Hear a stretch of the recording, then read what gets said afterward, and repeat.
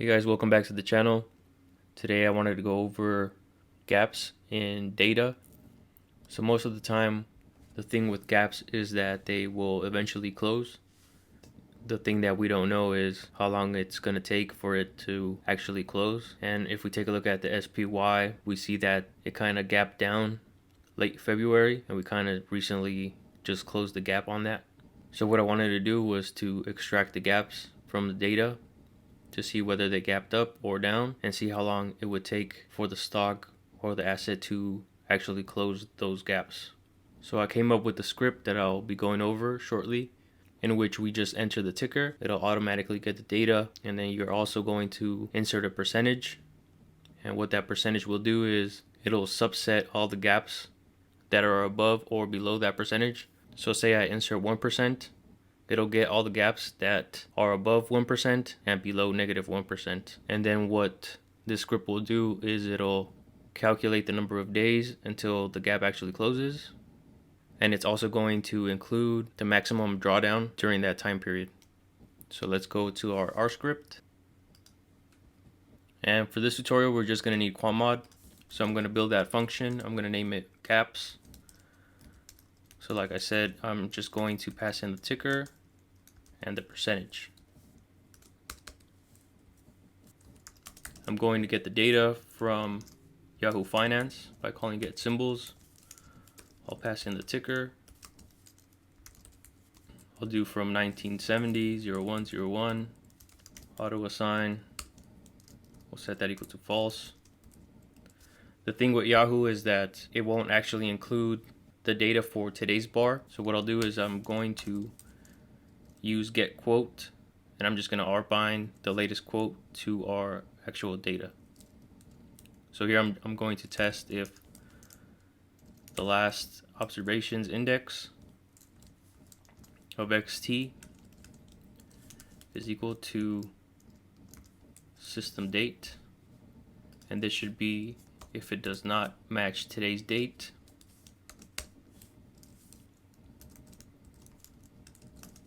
I'm going to use get quote to get the latest quote, and this is the data I'm going to add. So I'll do cbind add data, open.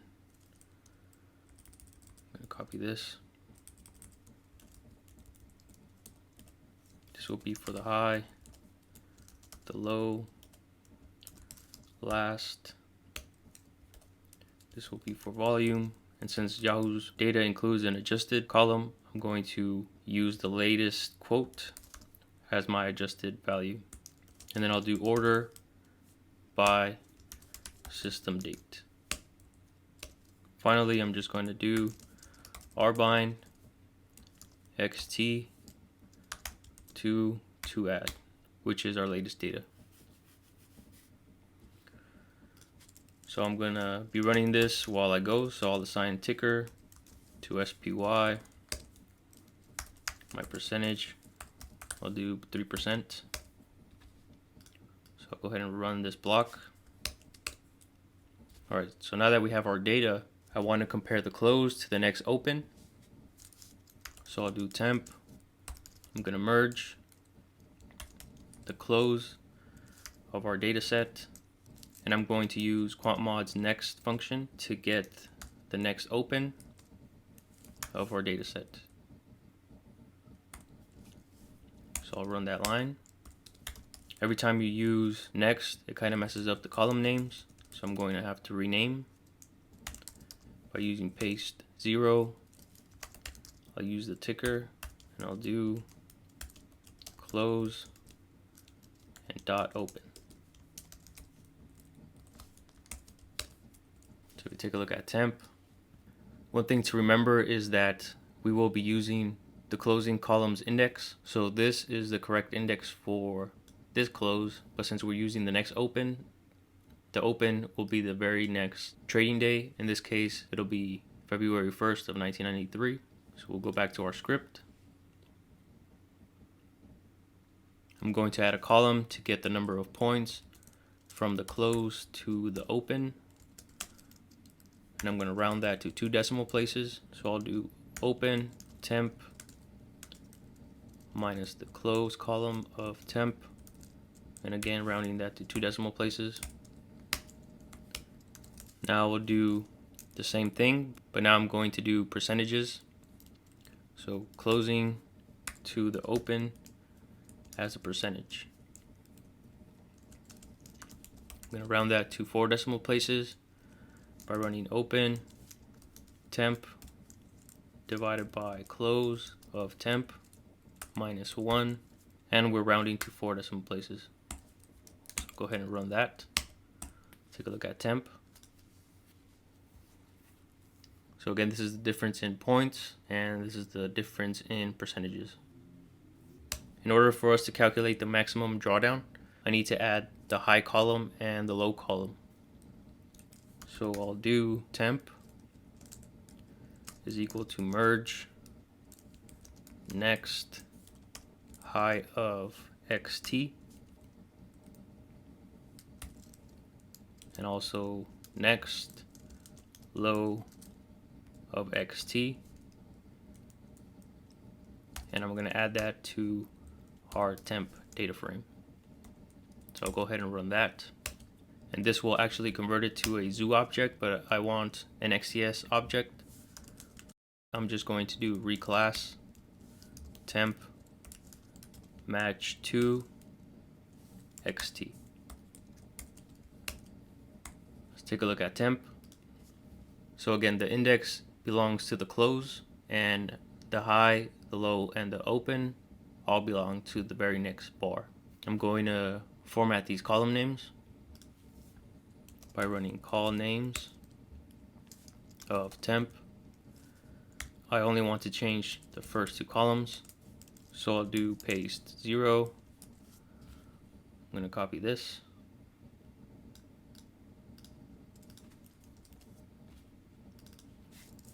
This will be the high column, and this will be the low column. So here I'm just going to subset gaps that meet our percentage argument. So for the gap ups, I'm going to subset temp close to open percentage is greater than or equal to the percentage we passed in. I'm going to copy this. I'm going to run this. This will be for the gap downs. This will be less than or equal to negative PCT. So I'll go ahead and run this line. So let's take a look at those data frames. So these are the conditions for our gap ups. So we have a total of 14, and for our down data frame we have 19.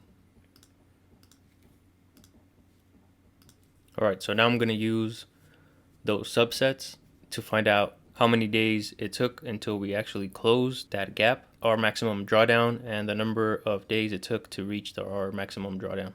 So I'm going to start by doing the gap ups. I'll do lapply as list 1 through the number of rows in our up data frame, function I. So I'm going to locate the position where it actually closed the gap by running which as numeric low of temp, paste 0, index of up. Here I'll pass in the iterator, and then I'll do colon. So I'm searching for when it closed after it gapped up, and then I'll compare that to our close by running less than or equal to as numeric close up of that iteration, and I want the first observation, because it could be that it closes and then it just keeps going down. Since we're searching for the lowest, I want to find out the very first time it actually crosses or closes that gap. So to test this out, I'm going to do I equals 1. I'll run this line. So the location or the position I got was 3, which means it took 3 days to actually close.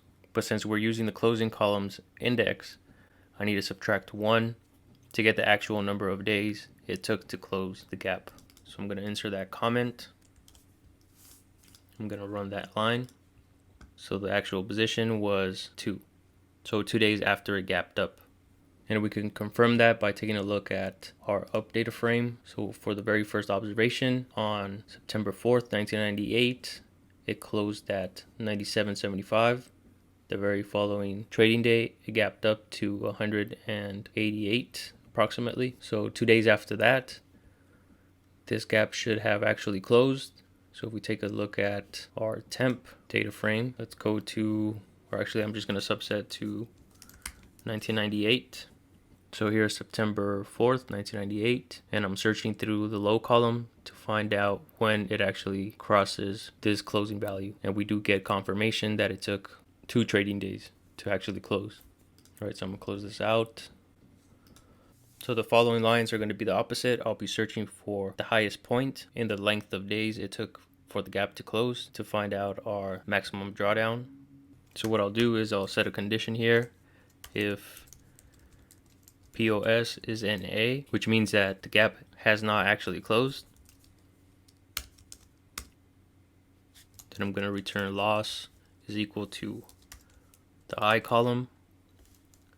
I'm going to return temp by subsetting our up data frames index to include all available data. Otherwise, I'm going to copy this and I'll do 1 through our location or our position plus 1. So again, if the gap hasn't closed, then I'll use all available data. If not, then I'll just subset our data to include the number of days it took to actually close the gap. So I'll go ahead and run this block. So we take a look at loss. And remember, since we're using next, this is actually the high column for the following trading day. So this is the length it took to actually close the gap. So I'm going to extract the highest point here, and this is going to be our maximum drawdown price. Since it gapped up, I'm shorting, so if it continues going higher, then I keep losing money.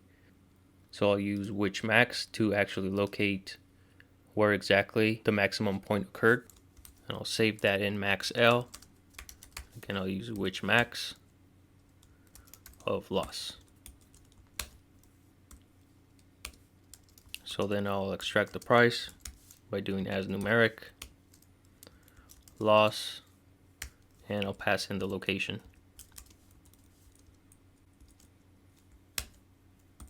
And again, since we're using the next function, I need to actually adjust the position by running max L minus 1.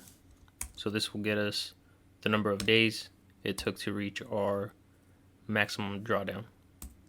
And then finally, I'm just going to cbind our position, our loss price, and the number of days it took to reach that max price.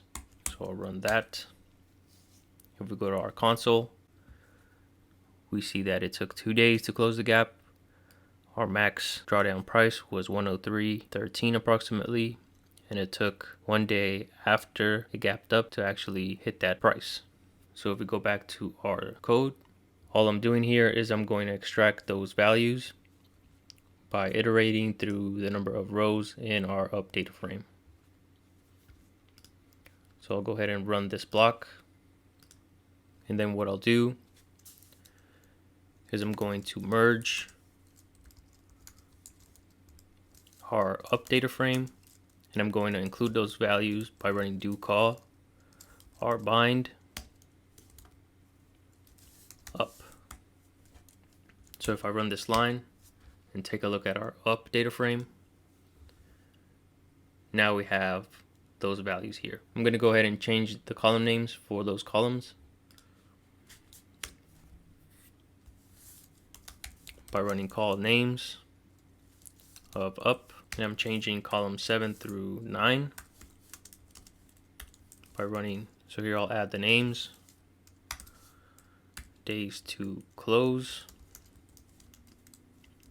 max price, and number of days to loss.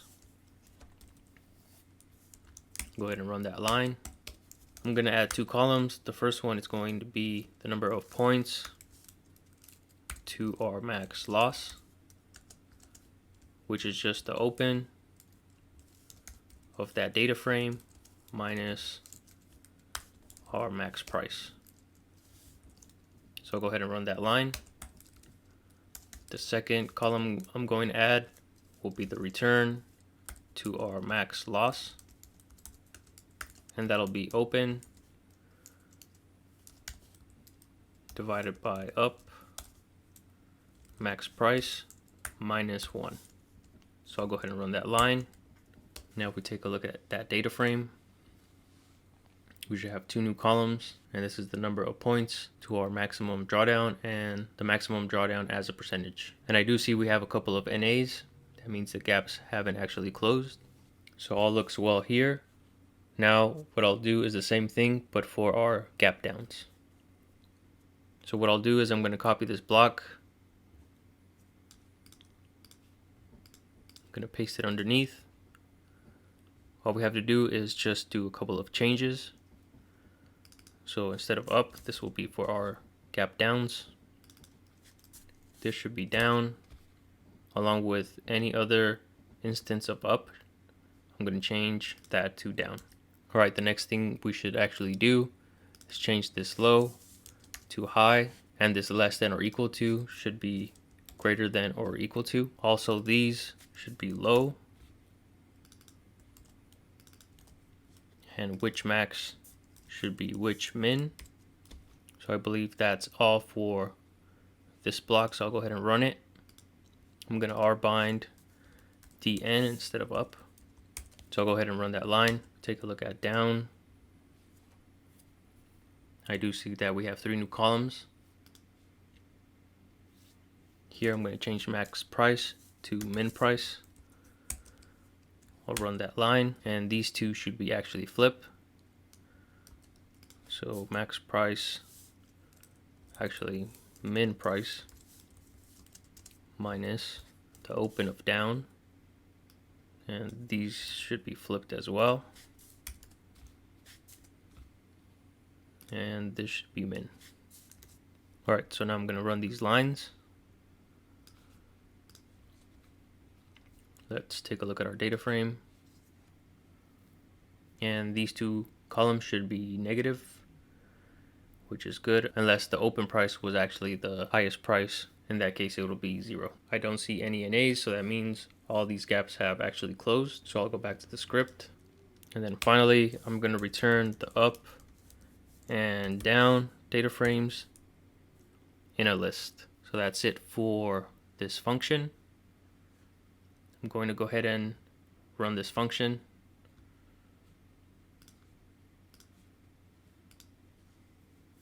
And I'll go ahead and test that function by calling gaps.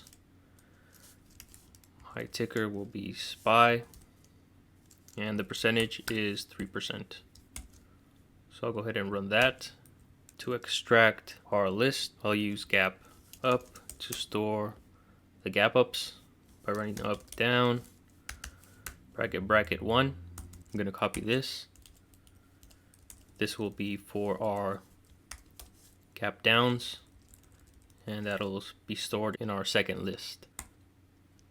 So I'll go ahead and run these two lines. Alright, so now that we have these data frames, I want to extract information from them. So I'm going to build a function that's going to extract useful information from these gaps.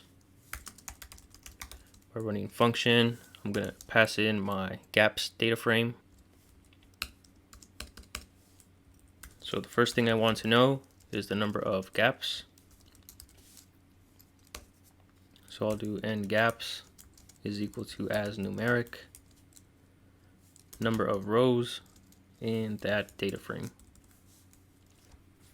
To test this out, I'm going to run gaps is equal to gap up. Go ahead and run this line. The next thing I want to know is the number of gaps open, meaning gaps that have not closed yet. And I'll do gaps open is equal to as numeric. I'll do core data, number of rows, and I'll do gaps, $, days to close, and I'll do brackets is NA, and I'll do gaps, $, days to close. So I'll go ahead and run that line. The next thing I want to know is the number of gaps closed that same day.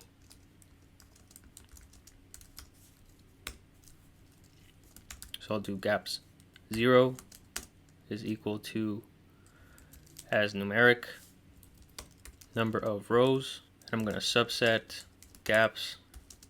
I'll do gaps days to close is equal to 0.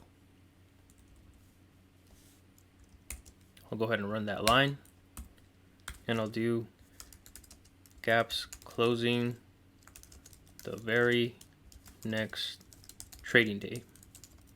So I'll go ahead and copy this. So I'm going to change this to 1 and this to 1.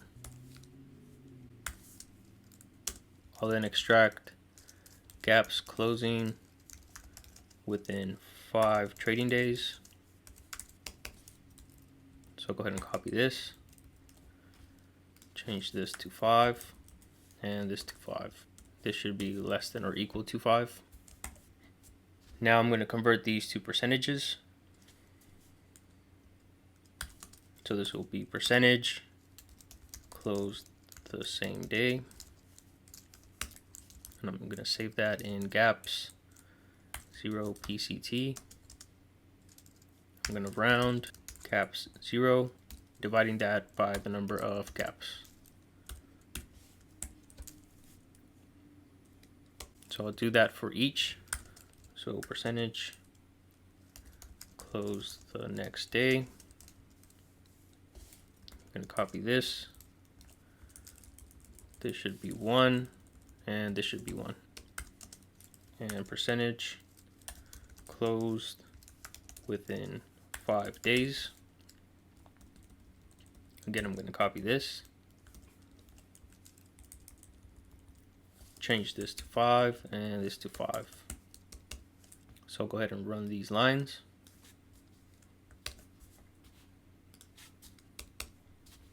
I'm going to scroll up. I'm going to do days to max loss summary, omitting open gaps. So days to max loss, I'm going to omit subset gaps, and I'll do gaps $, days to loss greater than 0. So then I'll do max days to max loss. So here I'll do max days to max loss is equal to max of D2ML days to loss. Here I'll do the average days to max loss by running. So I'll save that in average D2ML, and I'll do round mean D2ML $, days to loss, rounding that to 2 decimal places. Go ahead and run that. I'm going to copy these 2 lines, and here I'm going to change this to median and this to median. And I'm going to include average and median because sometimes this max is so far out that it skews the average up. So that's why I'm including the median, to get a better idea of the true midpoint. And then finally, I'm just going to do drawdowns as quartiles. So here, this will be our drawdowns. I'm going to round by using quantile, NA omit, gaps, $, ret to M loss, and I'm going to round that to 4 decimal places. So I'll go ahead and run these 2 lines. And then finally, I'm just going to return all this information into one data frame by running transpose as data frame cbind. So here I'm just going to paste all my variable names, and I'm going to transpose our drawdowns. I forgot to include one more thing, which is our max gap up or down. Max gap. Here I'll do max absolute value of gaps $ close to open percentage. So I'll go ahead and run that. Now if we run this, take a look at our console. Now we get one nice data frame with all the stats for our gap ups. So if we go back to our script, I'm going to go ahead and run this function. And then here I'm going to save stats by running do call. I'm going to do cbind, L apply, and I'm going to list gap up and gap down by running our stats function. Alright, so if we go ahead and run this line, so here I'm going to change the column names of stats to be gap up for our first column and gap down for our second column. So I'll go ahead and run this line. Take a look at stats. Now we have 2 nice columns with the information extracted from our gaps data. So for our gap ups, we have a total of 14 versus 19. The number of gaps open, we have 2 for gap ups, 0 for the ones down. The number of gaps closed that same day were 4 compared to 8 for the gap downs. As a percentage of the total, that equals 29% for the up gaps and approximately 42% for the ones down. Gaps closed the very next trading day were 1 each. As a percentage of the whole, that accounts for 7% for the gap ups and only 5 for gap downs. And then gaps closed within 5 days, we have a total of 9 for the up gaps and 14 for the down gaps. And as a percentage, that's 64 for up and 74 for down. So here we see that the majority of the gaps were actually closed within 5 days. The max gap for our data set was 6% for our gap ups and 10% for our gap downs. Maximum days to reach our max loss was 28 for our up and only 11 for down. And as an average, that was 6.5 versus 5.5, and our median was only 2 for gap ups and 4.5 for gap downs. And here we have quartiles for our drawdowns. So the worst was negative 13.4 for gap ups versus negative 25.5 for gap downs. As a mean, they were both around negative 1.5 to 2%. So with these stats, we get a better idea if we want to trade gaps in a particular asset, and we get a better idea on the risks involved in trading the gaps. So that was it for this video, guys. I hope this was useful information. Let me know what you guys think. Thanks for watching. And if you haven't done so already, please subscribe to the channel, and I'll see you guys in the next video.